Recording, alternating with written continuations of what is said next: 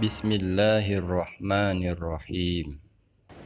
Assalamualaikum warahmatullahi wabarakatuh. Apa kabar anak-anak sekalian? Mudah-mudahan kita semua senantiasa dalam bimbingan dan lindungan Allah Subhanahu wa taala. Jumpa lagi dengan Pak Anas melalui Al-Faizna Channel dalam pembelajaran pendidikan agama Islam pada pelajaran ke-6 tentang kisah Nabi Muhammad sallallahu alaihi wasallam. Namun sebelum kita lanjutkan pelajaran lebih lanjut, mari sama-sama kita berdoa terlebih dahulu. Mudah-mudahan ilmu yang kita dapat akan diberikan keberkahan oleh Allah Subhanahu wa taala dan diberikan kemudahan dalam memahaminya. Amin. Bismillahirrahmanirrahim. Raditu billahi rabba wa bil islami dina wa bi Muhammadin nabiyyan wa rasula. Rabbi zidni ilma warzuqni fahma. Allahumma anfa'ni bima 'allamtani wa 'allimni ma yanfa'uni wa zidni ilma. Amin. Pada pelajaran ke-6 ini kita akan mempelajari tentang kelahiran Nabi Muhammad SAW, kemudian kondisi pada masa kanak-kanak hingga pada masa kerasulan beliau, kemudian Nabi Muhammad SAW sebagai uswatun hasanah atau suri tauladan, dan yang terakhir meneladani perilaku Nabi Muhammad SAW dalam kehidupan sehari-hari. Anak-anak sekalian, Nabi Muhammad sallallahu alaihi wasallam adalah nabi akhir zaman. Nabi Muhammad sallallahu alaihi wasallam diutus ke dunia ini untuk menyempurnakan akhlak. Akhlak beliau sangatlah sempurna. Beliau menjadi suri tauladan dan panutan bagi umat manusia seluruh dunia. Sudahkah kita meneladani akhlak beliau? Bagaimana cara meneladaninya? Mari sama-sama kita pelajari pelajaran berikut ini dengan seksama.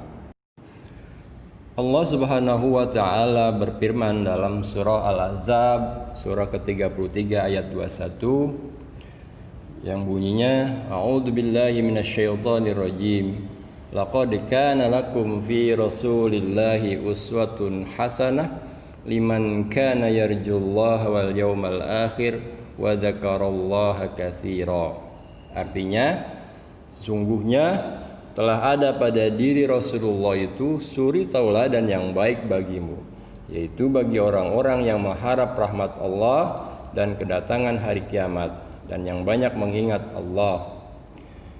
Rasulullah SAW adalah teladan yang baik. Beliau memiliki akhlak yang sangat mulia. Beliau diutus untuk membawa kasih sayang kepada seluruh penghuni dunia, termasuk di dalamnya adalah manusia, jin, hewan, dan tumbuhan. Tahukah kalian apa saja keteladanan Rasulullah SAW itu? Sebelum Islam datang, bangsa Arab hidup penuh dengan kebebasan dan kejahatan. Pada waktu itu berlaku hukum rimba, yaitu orang yang kuat dialah yang berkuasa dan orang yang lemah akan ditindas oleh yang kuat. Pada zaman itu dikenal sebagai zaman jahiliyah, artinya zaman kebodohan. Mereka sudah melupakan ajaran tauhid yang telah disampaikan oleh nabi-nabi terdahulu. Tingkah laku mereka benar-benar rusak. Mereka menyembah berhala, merampok, menganiaya, berjudi, berzina, dan mabuk-mabukan. Bahkan mereka tega mengubur hidup-hidup anak perempuannya karena dianggap sebagai pembawa sial dan merendahkan martabat keluarga. Ketika bangsa Arab dalam masa kebodohan atau kejahiliahannya, lahirlah Nabi Muhammad SAW sebagai rahmat bagi alam semesta. Beliau akan mengibarkan agama Allah, yaitu Islam, dan Al-Quran sebagai pedomannya, sehingga bangsa Arab terbebas dari kebodohan dan kegelapan. Nabi Muhammad SAW lahir di kota Mekah pada hari Senin tanggal 12 Rabiul Awal tahun Gajah, atau bertepatan dengan tanggal 20 April tahun 571 Masehi. Ayahnya bernama Abdullah bin Abdul Muttalib.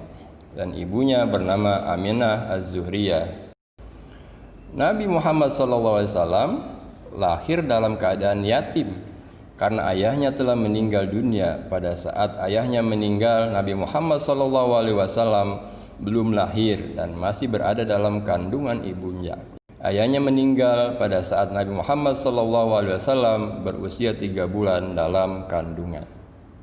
Ketika Nabi Muhammad SAW dilahirkan, kakeknya yang bernama Abdul Muttalib sangat gembira. Ia menggendong bayi mungil itu, kemudian membawanya masuk ke dalam Ka'bah. Lalu ia berdoa kepada Allah Subhanahu wa taala dengan memujinya. Setelah itu, ia memberi bayi itu dengan nama Muhammad, yang artinya orang yang terpuji. Tahun kelahiran Nabi Muhammad SAW dinamakan dengan tahun gajah, karena beberapa waktu sebelum kelahiran Nabi, kota Mekah diserbu oleh pasukan bergajah yang dipimpin oleh Abraha, seorang panglima perang dari kerajaan Habsyi. Mereka bermaksud menghancurkan Ka'bah.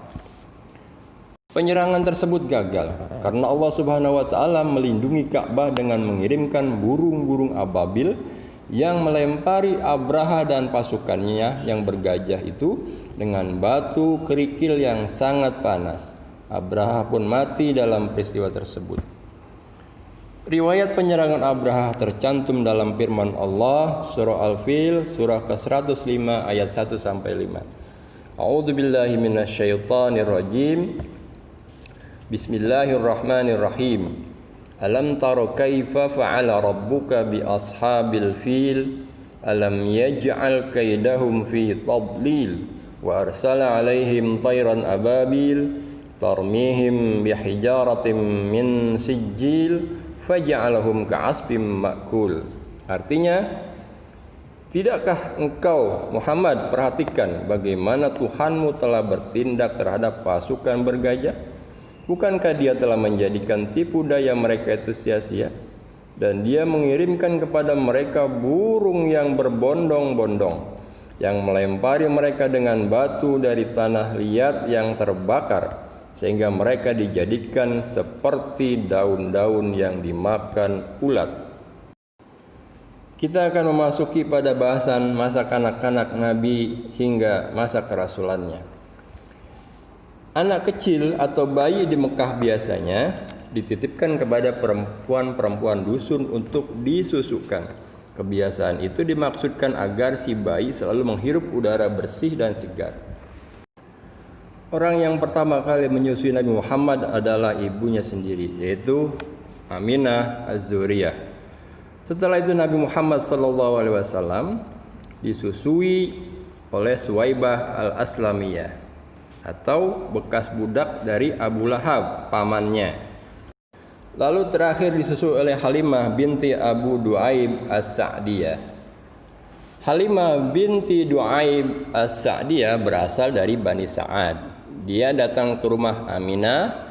Dia menawarkan kepada Aminah untuk menyusui Nabi Muhammad SAW. Aminah menyetujuinya dan kemudian menyerahkan Nabi kepada Halimah. Selama 4 tahun Nabi Muhammad SAW tinggal bersama ibu susunya atau ibu Halimah dalam kesederhanaan. Pada usia 6 tahun, ibunda Nabi Muhammad SAW, Aminah Az-Zuhriyah, mengajak Nabi Muhammad untuk berziarah ke makam ayahnya, yaitu Abdullah, di Madinah atau di Yasrib. Ketika pulang ke Mekah, di tengah perjalanan tidak jauh dari Madinah, yaitu ada sebuah kampung namanya Abwa, ibunda Nabi jatuh sakit. Aminah jatuh sakit, kemudian meninggal dunia di sana. Jenazahnya pun dimakamkan di sana, di tempat meninggalnya, yaitu Abwa. Dan Nabi Muhammad SAW sejak itu menjadi yatim piatu. Sejak ibundanya meninggal, Nabi Muhammad SAW diasuh oleh kakeknya yang bernama Abdul Muttalib. Abdul Muttalib sangat sayang terhadap cucunya. Namun perasaan sayang itu tidak berlangsung lama. Setelah 2 tahun merawat dan mengasuh Muhammad SAW, Abdul Muttalib pun meninggal dunia. Namun sebelum meninggal, Abdul Muthalib berwasiat agar Muhammad SAW diasuh oleh pamannya yang bernama Abu Thalib. Abu Thalib adalah seorang pedagang yang sehari-hari berdagang ke negeri Syam atau Syria. Abu Thalib mempunyai anak, tetapi beliau tidak membedakan antara anak sendiri dengan keponakannya. Selama Abu Thalib mengasuh Nabi Muhammad SAW, kehidupan ekonominya semakin membaik. Pada usia 12 tahun, Nabi Muhammad SAW diajak oleh Abu Thalib berdagang ke Syam atau Syria. Setelah sampai di Syria, mereka singgah di Busra, suatu kota yang terdapat biara. Di sana, mereka bertemu dengan seorang pendeta Buhaira yang menasihati Abu Thalib agar segera mengajak Muhammad SAW pulang dan menjaganya baik-baik. Pendeta itu mengetahui dan memerhatikan keadaan Nabi Muhammad SAW, bahwa dalam dirinya terdapat tanda kenabian. Hal tersebut tercantum dalam kitab Injil. Pendeta Buhaira melihat tanda kenabian tersebut di bahu Nabi Muhammad SAW. Ia pun mengatakan bahwa kelak Nabi Muhammad SAW akan memiliki urusan penting. Akhirnya Abu Thalib segera mengajak Nabi Muhammad SAW pulang ke Mekah karena takut diganggu oleh orang-orang Yahudi. Pada waktu itu, Nabi Muhammad SAW berusia 15 tahun. Beliau sudah berani mengikuti perang Pijar atau Harbul Pijar, yakni perang kesucian. Perang tersebut terjadi antara suku Quraisy dan suku Qais yang disebabkan oleh persoalan keturunan dan kebangsawanan. Masing-masing merasa lebih tinggi dan mulia derajatnya. Dalam perang itu, Nabi Muhammad SAW membantu seorang pamannya yaitu Zubair untuk menyediakan perlengkapan perang. Nabi Muhammad SAW tumbuh menjadi anak yang cerdas. Beliau suka membantu pamannya seperti mengembala kambing dan berdagang. Sejak anak-anak sampai masuk ke usia remaja, Nabi Muhammad SAW berperilaku baik. Beliau berbeda dengan remaja-remaja lain di sekitarnya.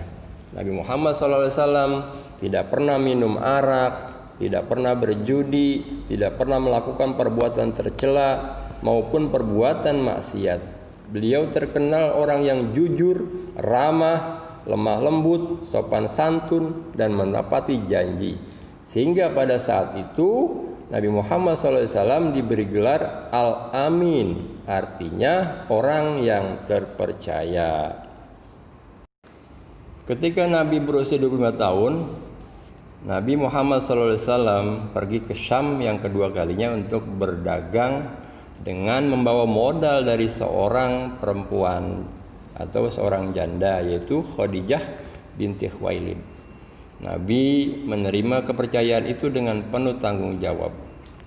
Setelah berdagang, Nabi mendapat keuntungan dan dipercaya dengan kejujuran serta keluhuran budi Nabi Muhammad SAW. Akhirnya Khadijah tertarik untuk melamarnya. Maka terjadilah pernikahan keduanya antara Muhammad SAW waktu itu berusia 25 tahun dengan Khadijah yang berusia 40 tahun. Pernikahan tersebut dianugerahi keturunan 6 orang anak, yaitu Qasim, Abdullah, Zainab, Ruqayyah, Ummi Kulsum, dan Fatimah Az-Zahra. Dari keenam tersebut, hanya Fatimah Az-Zahra yang hidup lama hingga memberi cucu kepada Nabi Muhammad SAW, yaitu Hasan dan Husain. Perjalanan kehidupan Nabi Muhammad SAW dari mulai menikah sampai memiliki anak hingga akhirnya menjelang usia 40 tahun, Nabi sering berdiam diri di Gua Hira yang berada di Jabal Nur. Nabi Muhammad SAW menempuh perjalanan beberapa kilometer ke utara Mekah. Beliau menuju Gua Hira dengan hanya membawa bekal roti dari rumahnya.